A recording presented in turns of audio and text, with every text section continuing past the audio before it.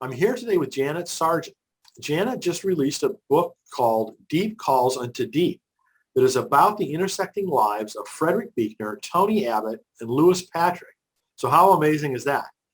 Janet moved to Charlotte in 1976 and began not only a master's in English at UNCC, but also her tenure at Trinity Presbyterian Church under the senior minister, Reverend Dr. H. Louis Patrick. Janet studied with Dr. Patrick every Wednesday for 20 years, and it's through him, pastor, mentor, and friend, that she came to know Frederick Buechner and Tony Abbott personally, as well as through their books. For the last 9 years, Janet has taught a class called the Buechner Reading Group, which has studied about 25 of Buechner's books, coupled with writings from Wendell Berry, Abraham Heschel, and Andy Dillard, and others. So having worked formerly with Frederick Buechner myself and knowing Tony Abbott and having heard about Louis Patrick, I found all of this to be quite amazing and interesting. So, Janet, thanks so much for writing this book and for joining us to talk about it today. Thank you for having me. I'm always pleased to talk about these three writers. That's for sure. Well, just the fact that you got to know, all of them, work with them, and, now write a book about kind of their lives together, a relationship together, I think is just really wonderful and just so, quite frankly, amazing. But in any event, here's an endorsement about the book from Reverend Dr. Baron Mullis. He said, the book is a warm and familiar tribute to three towering figures in their respective fields who in life's wonderful providence found one another. So that's a great, description, I think, of, this book and kind of obviously what it's all about. So first, can you tell us the story of how this book happened? How did this come about? Yes. As you know, and your listeners, you read works, hear words that move you all these years. So they're in us. They're just in there rolling around. You like to talk about them to people. And I have been lucky to have met these people and to have loved their words enough to be moved. It's always that lump in the throat when something moves you, as Fred Buechner says. And so about a year ago, a friend of mine and I at the church, Louise Sanford and I'm the historian at the church. So we were finally told we need to clean out a few more of Lou Patrick's files. And we've cleaned them out several times, but we just keep holding on to things. And it dawned on me, Brian, that I, who have Fred Buechner's letters to Lou Patrick, who died in 2006, I'm a friend of Tony Abbott's and Lou's. I found some other letters, and it dawned on me, there are things Trinity Presbyterian Church, through me, have that no one has ever seen. No one. The letters to Trinity, the letters to Lou, and Fred Buechner wrote to me for years, Tony's friendship. I have all these things. And so about the next week, I went home and started writing the book. And that was fairly easy because all of that was already in me, plus a few new letters that I hadn't seen.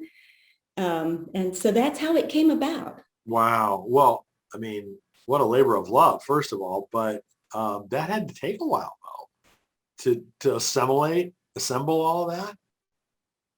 Not as long as one would think. That was the gift. There are other parts of this whole process that weren't easy, but that was a gift because I'm a historian. And so that means I look at the pieces of paper that I have. I look at the letters from Lou Patrick to me or Fred Buechner's to me, not once upon a time, but I keep looking at them. So I've got all of this in me.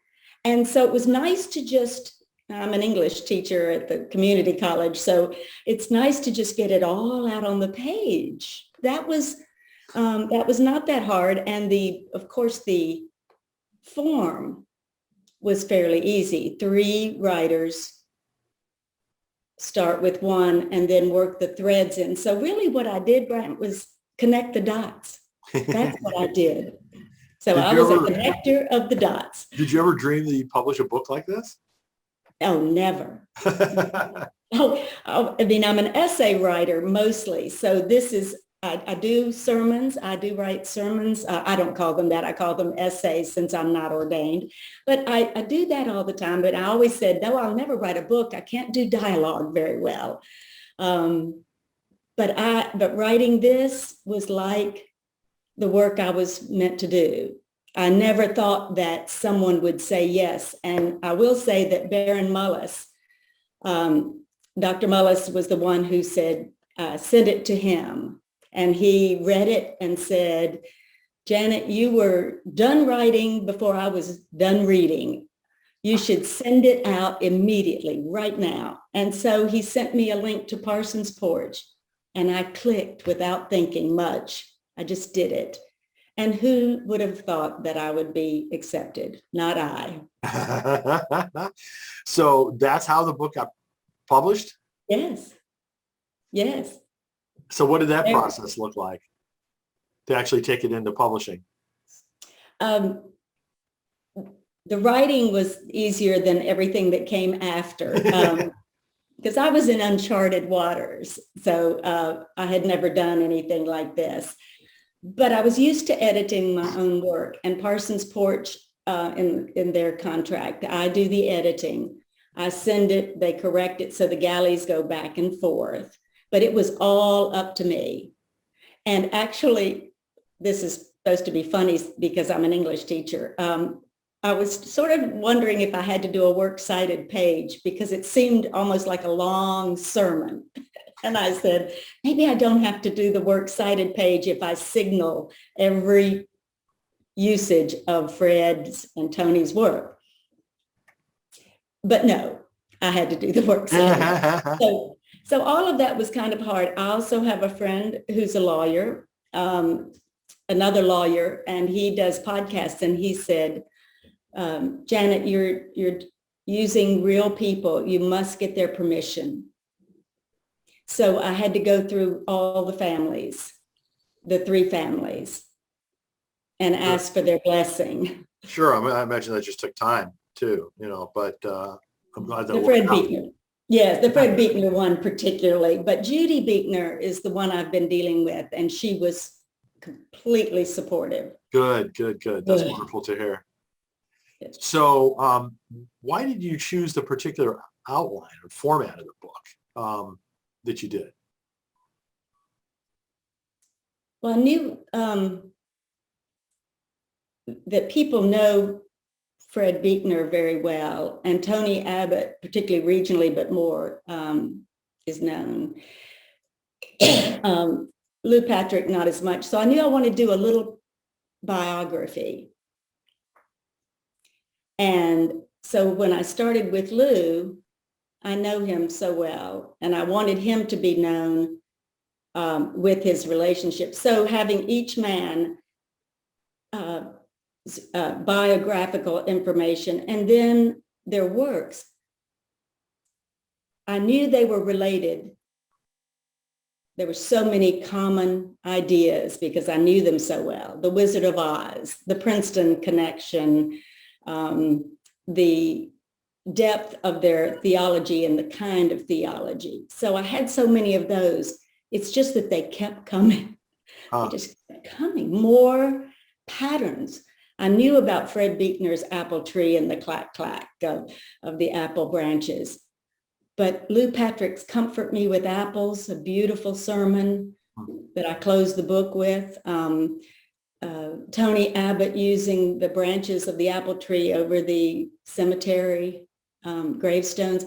They just kept coming. They even surprised. I knew a lot of them and I was surprised. So it just kept coming. So all I had to do was weave these things into each chapter. So I had the prologue and the epilogue, the so at the end. Sure.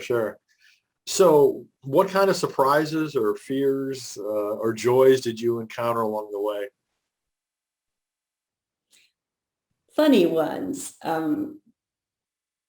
the surprises have been the generous, the positive side, the generous words of people who have read it, which weren't that many before I sent it to the publisher. The fear that someone in uncharted waters like myself, with the publishing and the permissions, dealing with a famous person, that was all very fearful. And a funny one that my husband would say, the publisher wanted to put the pictures on the front cover. And I just thought that was way too much publicity for me. I'm in 2 of the 3. So I'd wake up my husband in the night and say, I just don't think that's good. What do you think? And he's asked me to stop waking him up in the middle of the night with my fears. Because I'd never been here before. I don't want it to be Janet's. You know, I can promote them so well. Their writing is wonderful. Promoting Janet, on the other hand, has been a little hard. So now that the book has become, a reality, what are your feelings about it? Relief. I've given, I've sent it out into the world. There's nothing I can do about it too much now.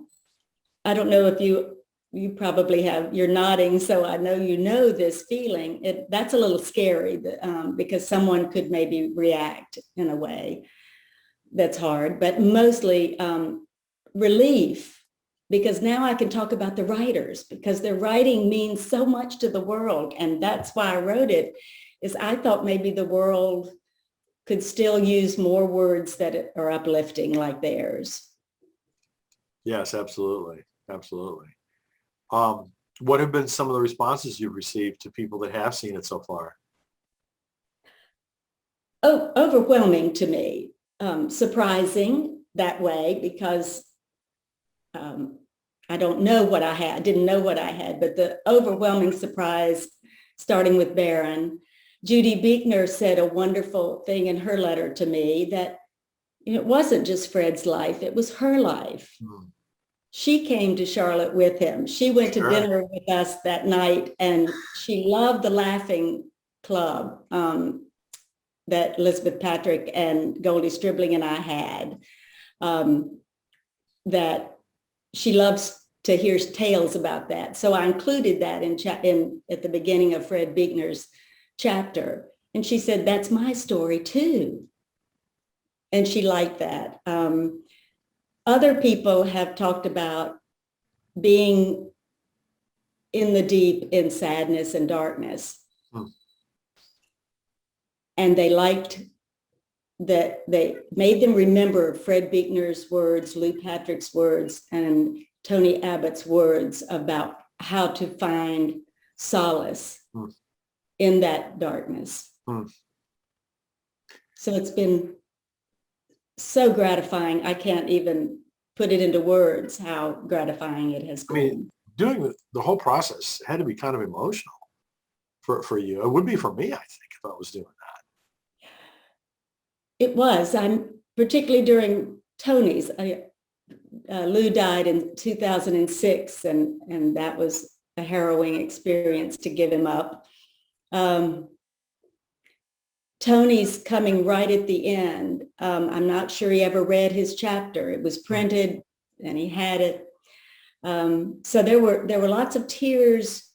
Some of them good tears of remembering all these sermons I had heard and reading them again. So there were lots of emotions, and one of the biggest is when I get these wonderful reactions. It's the kindness of people that just bring lots of tears. It's too much. Wow. But it is the history of a lot of people in this city and elsewhere. Sure. So are there a story or two that you can tell us from the book that you'd like to share with people? Well, that the Laughing Club one is about a dinner that the Buechners and the Patricks and the Sarjeants and the Striblings. We went to a restaurant, and one of my favorite stories about Lou is Lou was older and he had stopped reading a whole lot of big fat books, and he talked to Fred Buechner a lot, and they always talked books and what they were reading. That's what Fred talked to me about. He would say, did you like Cormac McCarthy's book, The Road, for instance? So we could write about that. Well, Lou got a book from Fred Buechner, and Lou said, I just can't read it, and he's coming to town and we're going to dinner. Could you read it so you could talk to him about it? And I said, well, okay. So I read this big fat book, and we get to dinner, and Fred Buechner says to Lou, well, what did you think of the book? And he said, oh, I haven't gotten to it yet, but Janet read it. And Fred, I can remember he's sitting right over here, and he turned to me and said, Janet, what did you think? And I said something, oh, I enjoyed it. I thought it was interesting. And he said, Fred Buechner looks at me and says, really? I didn't believe a word of it. Wow. And I looked at Lou Patrick and said, you owe me one. Oh, that's great. That is so funny. Well, that's classic. That's classic Fred, isn't it?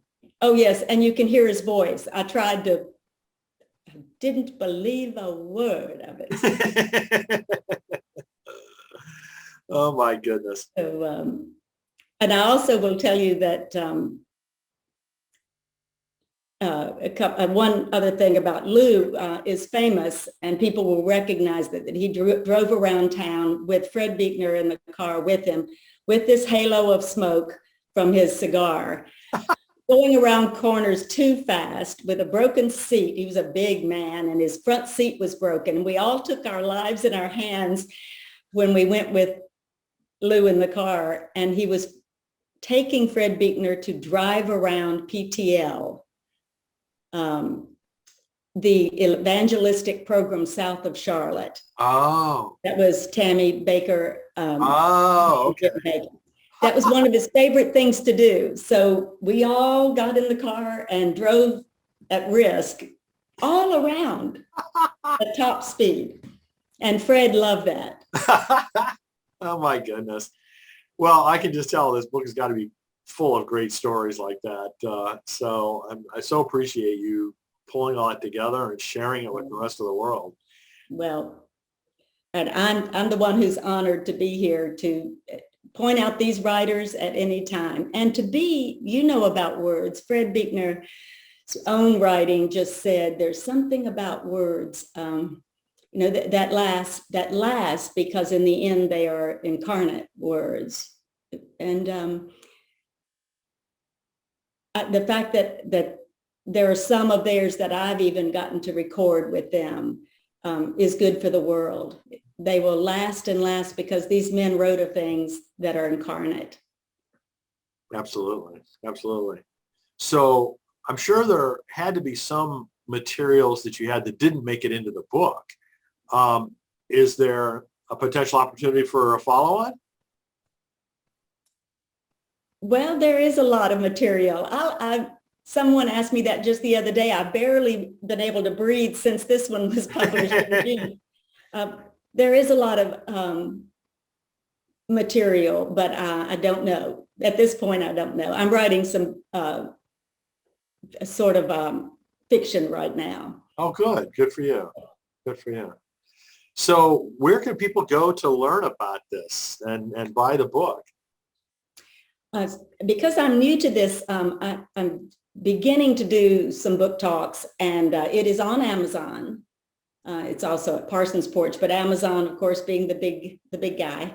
And it is at Park Road Books here in Charlotte, which is an independent, wonderful bookstore of the old kind. Yes.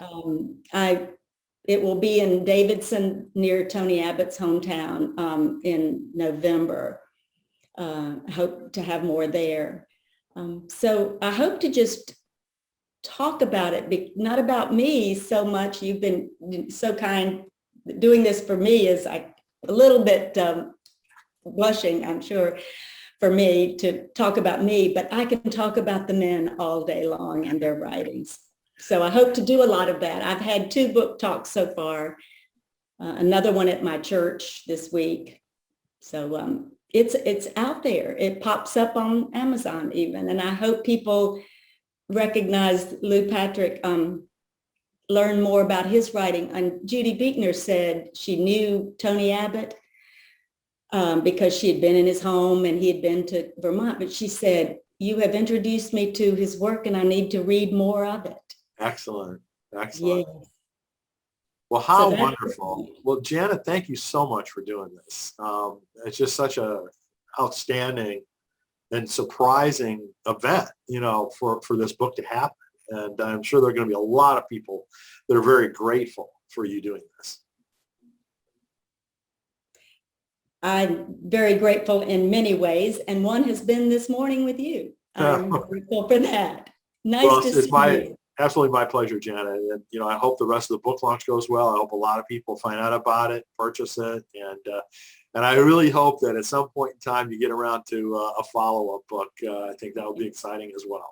I'll take that as encouragement. Thank you. And I hope to see you on one of your conferences. Yes, absolutely. Thank you, Janet. Good luck to you.